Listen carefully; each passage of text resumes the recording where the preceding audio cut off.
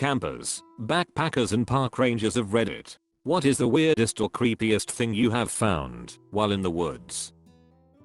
Not me, but a buddy found a young kid, 16 I think, in the process of trying to hang himself about 5 years ago. He was hooking a makeshift noose up to a tree. Upon seeing my friend he stopped. My buddy talked with him, and they walked and talked. The lad was gay and his parents and family had disowned him when he came out to them. My buddy and his wife let him stay with them for a few weeks until he moved to a family member's house. They are still firm friends. Was camping in Norway during summer a couple years back. One morning while I was half asleep considering to get up or not, the tent suddenly started to shake violently. First thought in my mind was that it was a random hiker messing around with my tent, so I shot out of the tent in my pants to confront the foe. I was greeted by over 100 caribou surrounding my tent. Turned out the bravest reindeer tripped over the lines of my bright orange high visibility tent. Camping at Yellowstone, Grand Tetons a few years ago. He set up our camper at an actual site and decided to do some 2-day-long backpack trips in some of the longer trails. The second one we went to was Cascade Valley Canyon. Absolutely beautiful. So get about 10 miles into the 22-mile loop and decide to set up our tent here. Since it was getting dark, we cook some food and chill for a bit before heading to bed. Around 2 AM, we are all awakened by something just outside the tent. My mind immediately jumps to bears or wolves or something. Then it starts talking. I will never forget it. I think there's 3 or 4 in the tent. Let's just get out of here. None of us could sleep the rest of the night. At the crack of dawn we hightailed it out of there. Made excellent time. Hiked the 12 miles in about 3 hours and got to ranger station. Reported what happened. They said they had received a call similar to our story in the middle of the night. They sent rangers into the trail at dawn. Never found out what was going down. Didn't hear of anyone getting hurt, but then again I didn't really look into it.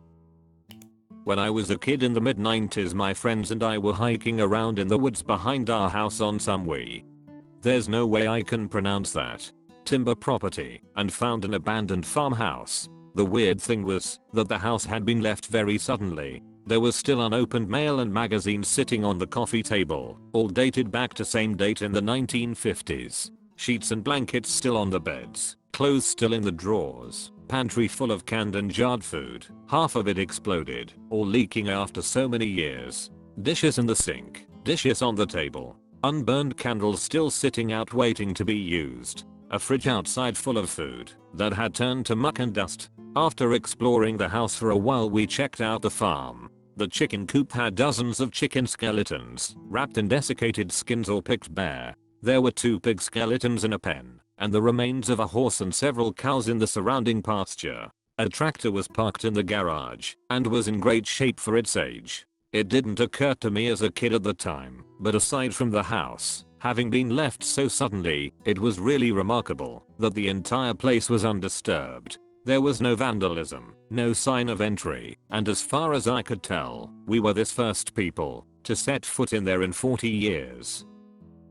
I was like 12 and lived near the sand dunes. We used to hike there all the time. My grandmother came to visit, so we both went on a hike and I see this weird circular rock in the sand. I point it out to my grandmother and she goes over there and starts removing the sand around it, and she notices blood on the rock. She then pulls it out of the sand and it's a human skull. We reported it to the police. So what happened was that this dude was killed by his roommate and he cut him into 5 pieces and buried each part in a different location in the sand dunes. We found the last missing piece, his skull. We were on the news. Pretty cool memory I have of my grandmother.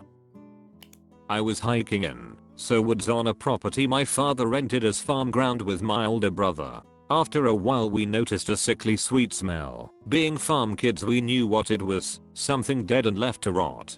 As we kept walking we entered a marsh-like area, soft squishy ground and very tall grass. We had walked through marsh-like areas before, so we walked on the large grass clumps, being very careful where we placed our feet. After making it to a log clump of solid ground I look up and find a massive pile of skinned animal carcasses. The pile was easily over 10 feet tall, with a 15-foot circumference. It comprised of every animal you could think of: rabbit, fox, coyote, deer, weasel, cat, dog, raccoon, and others I couldn't recognize. The old man that owned the land trapped year round for anything he could get.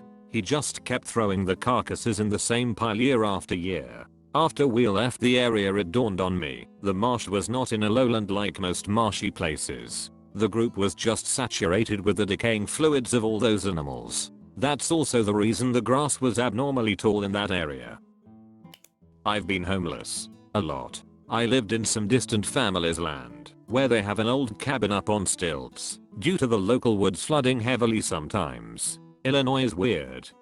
Anyway, I spent a good amount of time in this old cabin. Wood stove, porch swing hanging from the ceiling, that I used as a bed. Overall, it was an okay place, and it wasn't too far of a drive to town for food. You just had to tolerate the half-mile walk to your car. One day I'm out walking around the woods, and in a small clearing in the path, I see easily a good 50 to 60 dead geese. Every one of them is mangled in horrific ways, necks ripped off of the body, bodies splayed out over rolled timbers and fence posts, feathers everywhere, bones sticking out of the dirt. It just looked like a straight up goose genocide. The ground was dry, and there was a lot of dust, but I saw no prints, and there was no other evidence of anything being in the area aside from what one can only assume was some sort of strange breed of exploding goose. I also found a torn open old backpack and a great deal of candy wrappers strewn about it. Way too moldy to identify anything about it. I decided to turn back and see if I could grab a camera when I start hearing this god-awful shrieking noise, as if it were coming from every possible nook and cranny within a 30-foot radius. I took off pretty fast when that started. To this day, my best guess is some sort of massive commune of foxes. It really is the only rational solution I can come to. Still scared the crap out of me. When I was a boy, my father and I came across a full set of women's clothes in the woods. Shirt, pants, underwear, even the shoes. We thought it was pretty creepy and reported it to the state police, but I don't think anything ever came of it. It was fairly close to a river, so maybe the person went skinny dipping and couldn't find their clothes after, but it was an unsettling discovery. My parents own a small cabin and some land out in a remote area of Alberta. One day we came across a bunch of inuksuks, large stones stacked on each other to resemble, in this case, people. They were all dressed up, some in little girl dresses, children's jumpers, safety vests, parkas, some had hats on them, and all of them were seriously creepy. We had no idea where they came from or who put them there. We started making up scary stories around the campfire about this mystery person, and we started pulling pranks on each other. Inuksuks suddenly erected overnight outside of a friend's tent. Lots of scary Blair Witch stuff to freak each other out. My mom went to this social event that the farmers and ranchers in the area put on every year. She mentioned the inuksuks to an old couple, and they told her that their adult son with a variety of mental disorders put those up. Apparently they calm him down, and it's very therapeutic for him. It was nice to know that a real person put those up and not evil forest spirits or an axe murderer. Not really camping, but as kids we lived in a new neighborhood. It was next to about 400 acres of woods and old farmland. There were several abandoned houses and barns, equipment, and random junk. It was great to grow up there as we spent nearly every day exploring the area. But there was one house off the main road, but about 200 yards into the woods. It looked abandoned, but a woman lived there. We found out the hard way by trying to get into the house one day, and she came out screaming at us to get off her property. She was scary looking. She wore a dirty dress and had gross stringy hair and looked like she hadn't taken a shower for years. She looked to be in her 30s. Needless to say, we stayed away from her most of the time. We also never told our parents because we knew that they wouldn't let us play back there anymore. We did go back sometime though. We named her Crazy Mary, and we'd spy on her and dare each other to get as close as possible. Even then we never got closer than 100 feet from her house. About 10 to 12 years later I'm home from college and my mom tells me about how they took this woman to the mental hospital. Apparently she lived there this whole time with her dead mother and father propped up in their chairs in the living room. They figured the parents were dead for 10 to 15 years, but died of natural causes, and Mary had propped them up in the chairs after they died. That meant they were probably freshly dead when we got chased away by Crazy Mary. Backpacking solo during the springtime, Minnesota, so it was still kinda snowy.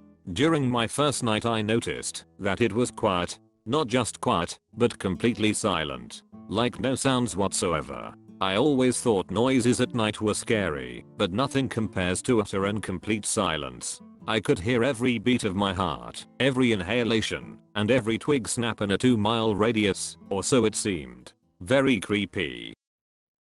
That's it for today. Take care of each other in the comments, and please share your creepy stories.